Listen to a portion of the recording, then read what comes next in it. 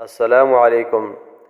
مملکت سعودی عرب نے جب سے سیاحت کے شعبے میں کام شروع کیا ہے تو مملکت میں ایسی انوکھی چیزیں سامنے آ رہی ہے کہ جس کا کسی نے تصور بھی نہیں کیا تھا۔ اب مملکت کے منطقہ العلا میں اسلب پہاڑ کے درمیان شگاف بھی ایک راز ہے۔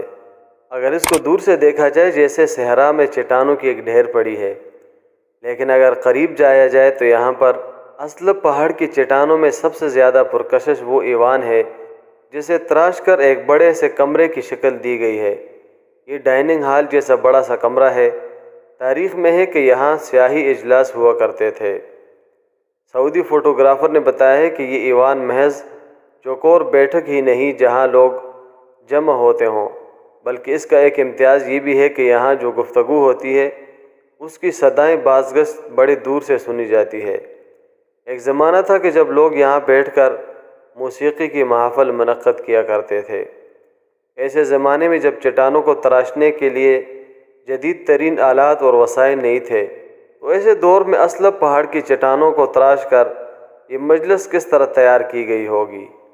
اس کے اندر کرنے والی گفتگو جو گونج کے پھیل جاتی ہے، اس کی خاصیت کو موجودہ وقت کے انجینئر بھی نہیں سمجھ سکے ہیں۔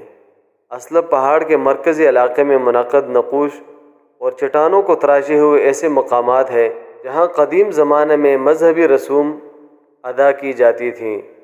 یہاں کوہستانی سلسلے میں ایک نہر بھی گزر رہی ہے جو ایک قدرتی تالاب میں جا کے ختم ہو جاتی ہے۔ یہاں پہاڑ کے اطراف تراشے ہوئے متعدد گوشے ہیں جن کی شکلیں عقاب اور فالکن جیسی ہیں۔ اسلب پہاڑ کے درمیان شگاف بھی دیکھنے سے تعلق رکھتا ہے۔ یہ قدرتی تبدیلیوں کا نتیجہ ہے۔ مملکت میں پرانا قلعہ تبوک کے علاوہ اور بہت سارے قلعے برآمد ہوئے ہیں جو یہاں کی پرانی تہذیب اور پرانی تاریخ کا پتہ دیتی ہے، اور اب یہ اسلب پہاڑ کسی بڑے عجوبے سے کم نہیں۔ آپ کے قیمتی وقت کا شکریہ۔ اللہ حافظ۔ نیچے سبسکرائب کے بٹن پہ کلک کریں، بیل کے آئیکن پہ کلک کیجئے تاکہ ہر نئی ویڈیو کی نوٹیفیکیشن آپ کو مل جائے۔